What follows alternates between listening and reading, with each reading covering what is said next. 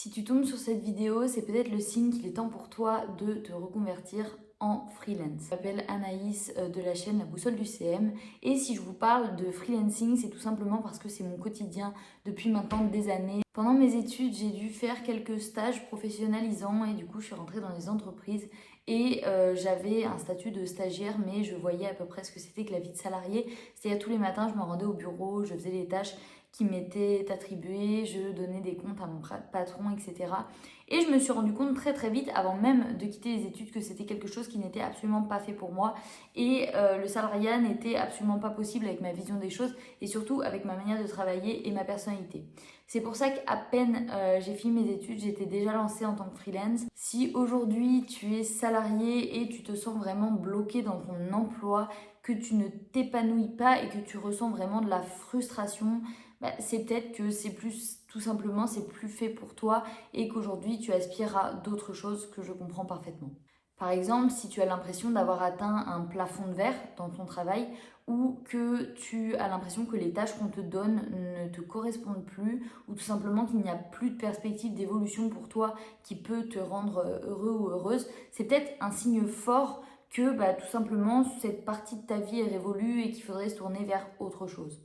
Par exemple, quand j'ai fait un stage dans une entreprise qui était pourtant vraiment géniale, c'est une entreprise qui avait tout pour plaire, tout le monde aimerait avoir une patronne comme j'en ai eu une, et bien tout simplement le fait de me lever le matin, d'être à 9 heures au travail, de travailler de 9 heures à midi et ensuite de 14 heures à 18 heures, et bien tout simplement moi j'arrivais pas à être concentrée pendant le début d'après-midi et de 14 heures à 16 heures, on va pas se mentir, j'étais pas du tout productive. C'est-à-dire que j'étais sur mes tâches et je faisais les mêmes choses en boucle et je n'avançais pas du tout.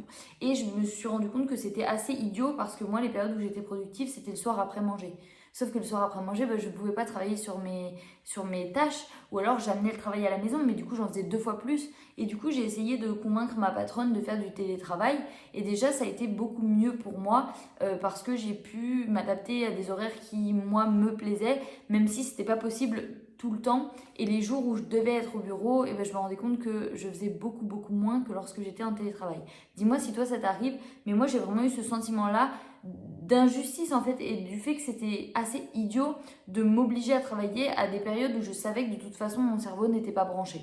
Donc ça, c'est un facteur aussi important. Si tu veux plus de flexibilité, si tu sens que ton travail il est trop bordé, il y a trop de règles strictes et que tu veux vraiment pouvoir t'organiser de manière à en fait pousser ta productivité et être le plus productif et productif possible, eh bien ça aussi c'est peut-être un signe que le salariat n'est pas fait pour toi et qu'une vie de freelance, peu importe si c'est en tant que CM ou autre, serait plus appropriée à tes besoins et à ta manière de travailler. Moi par exemple, j'ai quelques conseils à vous donner si vous voulez garder toute cette flexibilité tout en étant très productif.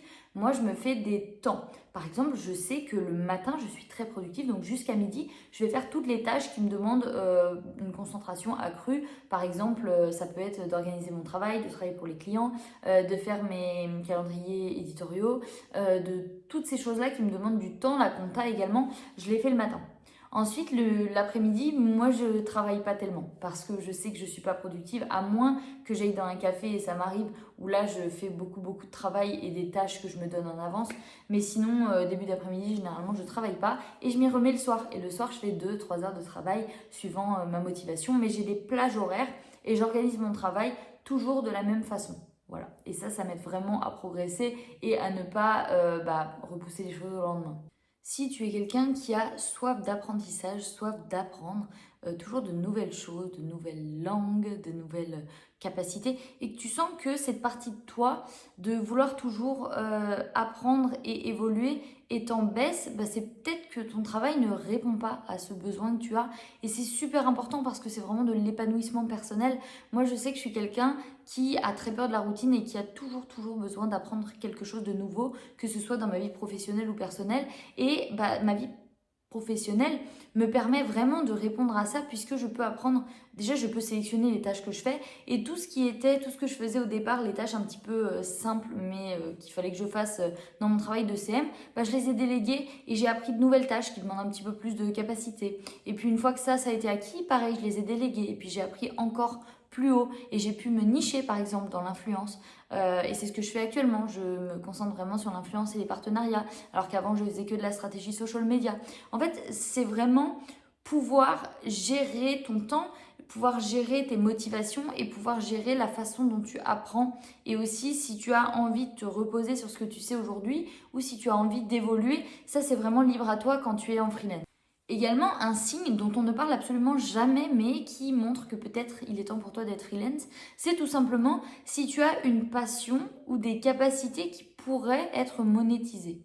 C'est-à-dire si tu as quelque chose dans ta vie où tu te sens doué et en fait tu ne prends pas le temps d'en prendre avantage tout simplement. Donc par exemple, il y en a certains d'entre vous qui sont très bons en savoir parler devant la vidéo. Il y en a, vous êtes très très à l'aise devant une vidéo, mais vous n'en faites absolument jamais. Pourtant, vous aimez ça. Vous voyez ce que je veux dire? Et bien ça pourrait être monétisé et ça pourrait faire partie intégrante de votre travail et c'est dommage de ne pas le mettre en avant. Je prends beaucoup plus de plaisir à écrire les scripts pour les vidéos parce que l'écriture fait partie de moi et ça fait partie, c'est la capacité dans laquelle je suis douée. Donc je sais que ça, c'est dommage de ne pas en tirer parti. Vous voyez ce que je veux dire? Donc c'est dommage. Si vous avez quelque chose sur lequel vous êtes bon, et bien peut-être que ça pourrait vous servir en tant que freelance, là où ça ne le fait pas du tout en tant que salarié. Évidemment, si tu es intéressé à l'idée de créer ta marque, à l'idée de créer quelque chose. C'est tout bête ce que je vais vous dire et vous allez me dire que j'ai des ambitions trop hautes peut-être, mais quand je réfléchissais et qu'on me disait qu'est-ce que tu veux faire dans la vie, je disais tout le temps, je veux laisser quelque chose et je veux travailler pour moi. Je ne veux pas créer quelque chose pour un patron. C'était absolument impossible de savoir que j'allais passer presque 8 heures dans mes journées. Il y en a 365 dans l'année, même si on enlève les vacances et les week-ends. Travailler autant, mettre autant d'heures, autant de passion, autant de mon temps en fait et de mes capacités dans quelque chose qui ne me reviendra pas et qui ne laissera pas de traces, que je ne pourrai pas léguer. Ça m'embêtait. Et je le disais tout le temps. C'était peut-être bête, c'était vraiment un rêve de petite fille, mais c'était important pour moi de créer quelque chose qui me ressemble et surtout que je pourrais léguer et dont je pourrais parler avec fierté quand je serai autour d'une table. Et bien si vous avez cette envie-là, ce besoin d'entrepreneuriat, pourquoi vous ne le suivez pas ? Pourquoi vous vous enfermez dans quelque chose qui ne vous correspond pas? Pour l'argent, vous allez me dire très bien. Je pense aujourd'hui gagner nettement plus qu'un salarié lambda. Et au début, ça n'a pas été le cas, évidemment, ça a été compliqué. Mais il y a cette possibilité-là, et si je n'avais pas essayé, j'aurais jamais su. Retourner dans le salariat, c'est pas compliqué. Se lancer en freelance, ça l'est. Donc, lancez-vous. Et si c'est trop dur, si vous n'y arrivez pas, retournez dans le salariat. C'est pas grave, on a le droit de se tromper. Essayez au moins. Je vous dis pas qu'être salarié c'est nul et qu'il faut absolument que tout le monde soit entrepreneur, etc. Non, c'est absolument pas ça le message de cette vidéo et heureusement qu'il y a des salariés. D'ailleurs, l'entrepreneuriat ne correspond pas à tout le monde. Ce que je vous demande, c'est de réfléchir à votre situation et vous demander si vraiment vous êtes à votre place. Juste ça. Vous réfléchissez à votre situation, vous demandez si aujourd'hui ça vous correspond, si vous êtes heureux dans votre job et s'il n'y aurait pas une porte de sortie qui vous correspondrait un petit peu mieux. Si c'est le cas, n'hésitez pas à me laisser un commentaire. Moi, je fais partie de la boussole du CM où on accompagne les gens à devenir freelance et d'autant plus dans le domaine du community management. Posez-moi toutes les questions que vous voulez. J'en ferai peut-être une vidéo où je vous répondrai tout simplement en commentaire. Je serais ravie de le faire. Mais en tout cas, n'hésitez pas. Si vous avez besoin de vous faire aider, si vous vous posez la question, dites-moi ce que vous en pensez et on se retrouve dans une prochaine vidéo.